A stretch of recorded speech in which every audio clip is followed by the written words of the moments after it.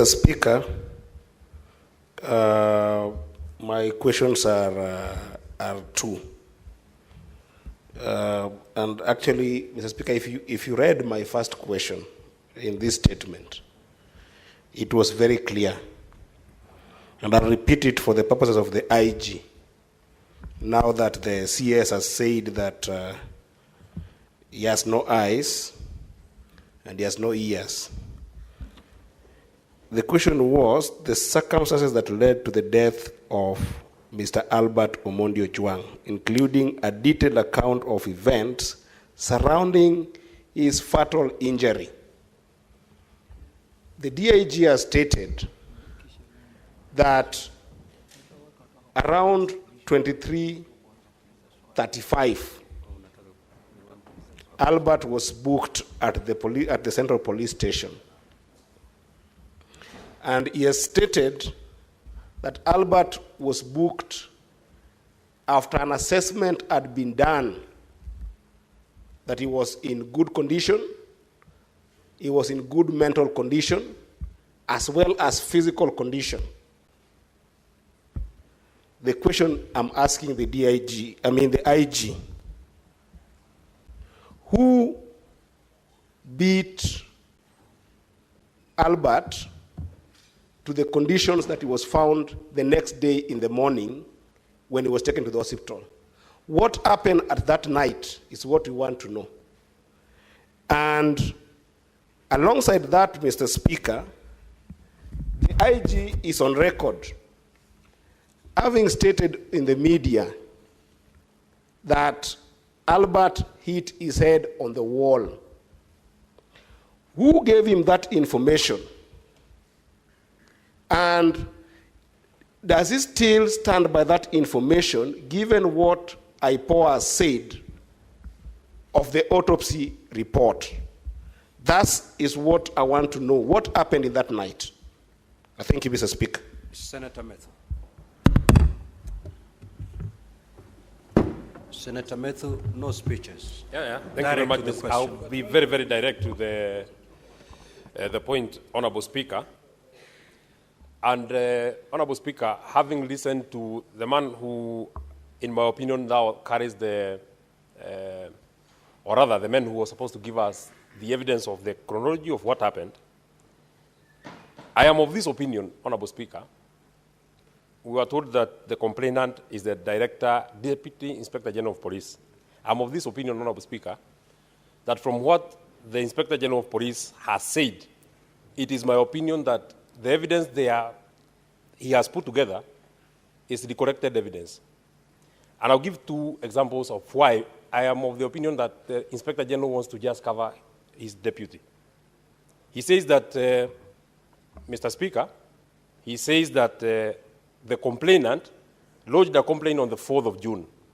There are 4 officers that he has said who were supposed to go, or rather, who are to take the statement from the Inspector General of Police. May I take you to the 5th of June when he has said 2 letters were made. One, they first received the response from the EACC on the 5th of June. They wrote another letter to the CAK on the 5th of June. On the same day, they received a letter from the CAK. Once they were satisfied that there is a case to answer, the officers went to arrest Albert. Now, Mr. Speaker, the officers arrived in Kisii at 12:55. Walking back, it is 307 kilometers from Nairobi to Kisii. If indeed they left Nairobi after they were satisfied, unless these letters were being done before government opens offices, I know that government opens offices at 8 in the morning.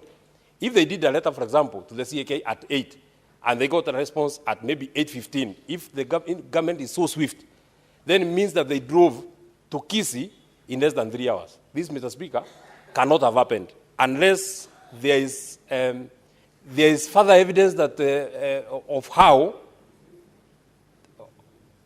No, we have been told that they didn't fly. We have been told that Senator they drove Methu, to Kisii. don't engage your colleagues, just proceed. Oh yeah, they drove all the way to Kisii. And they go to Kisii from what the Inspector General of Police has told us at 12:55 hours. Honorable Speaker, that already There is a Cyprus that this evidence has been deconstructed. This is not original evidence. This is not a true record of what happened to Ojwang. And I am very sad that the Inspector General of Police, in my opinion, I'm giving my opinion, a parent who is here. Just ask your question.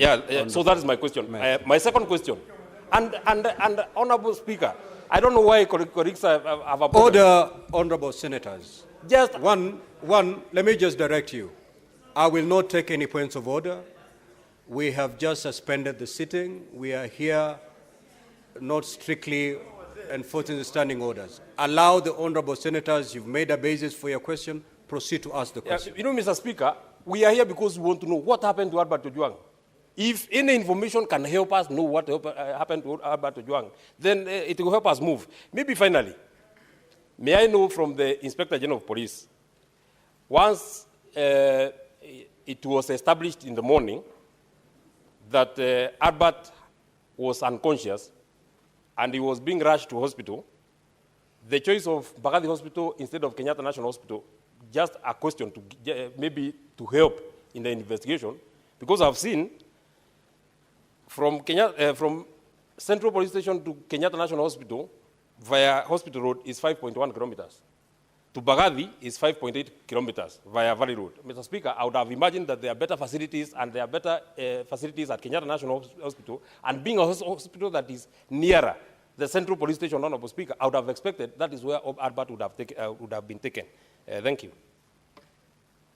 Senator Osotsi.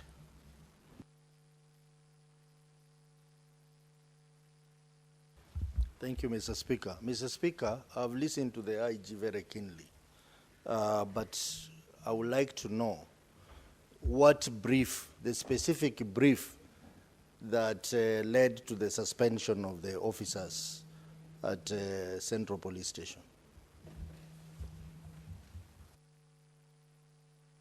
Senator Bone.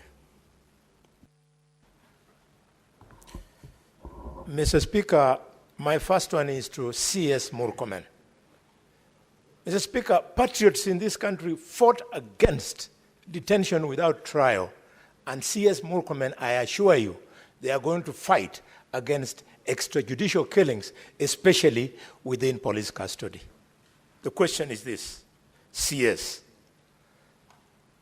The Deputy Inspector of Police, Mr. Eliud Lagat, went against the provisions of Chapter 6 of the Constitution, went against the provisions of the National Police Act, specifically Section 17, and in general, the Leadership and Integrity Act. You, as a member of the National Security Council, where you sit together with the IG, both of you are present here. Why have you found it difficult to advise the necessary authorities that Eliud Lagat be dismissed from service? My next question, Mr. Speaker, is to to the IG Kanja. IG Kanja, Kenyans who know you, we have a lot of respect for you because you are the officer, unknown to some people, who defeated the terrorists at Dusit 2 Hotel. We know you as a serious police officer. We've been wondering why these killings under you, and now that Lagat is the person we have found to be who he is, we can now very well see who has been undermining you. I therefore want to appeal to you. Tell this country, a spokesman by the name of Mushiri Nyaga, the police spokesman, he misrepresented material facts. He attempted to conceal this killing. He went and interfered with the circumstances of the crime by stating that Omondi Ojwang hit his head on the wall. IG Kanja, why have you not arrested him?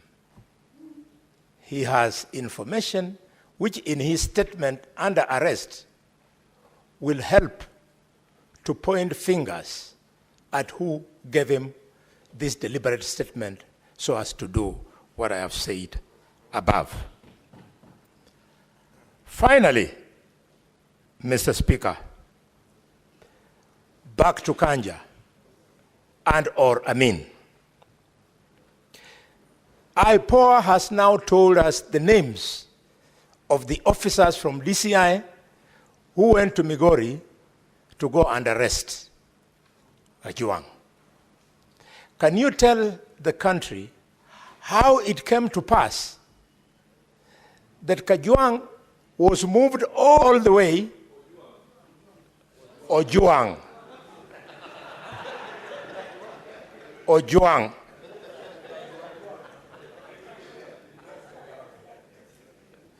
that Ojwang was moved all the way, hundreds of kilometers, contrary to the provisions of normal procedure that would have required that he be taken to the nearest police station in the jurisdiction where he committed, quote unquote, the said crime, and that if he needed to be moved, a magistrate needed to give permission for him to be moved all the way to Nairobi.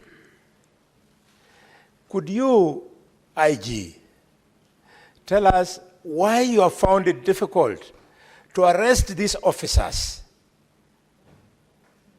And their names are a little bit disturbing. You tell us why you have not arrested them? Because they're the only ones who were with this young man from the last time the parents saw him well and alive up to the time they came to Nairobi for the country to be told that the young man was dead. Finally, Mr. Speaker, I want to appeal to C.S. Murkomen. C.S. Murkomen, the National Security Council, where you sit, is charged with promoting and guaranteeing security of the country. And you have the audacity to come and face the Parliament of Kenya and tell Kenyans that you don't see, you don't know. C.S. Murkomen, please, for the respect of this young man, you are yet to grow a child up to the age of 31. Can you immediately resign? You are not fit to be in that docket. Please, I beg you, it is not personal. And if you think I'm joking, you are a well-read man. You know that in 2011, in Tunisia, a street hawker by the name of Mohamed Baouzi was killed. And people came into the streets, and the government of President Ben Ali was overthrown. You truly don't know what you're playing with. Please resign. You cannot be an inspiration to be in cabinet. Senator Mazayo.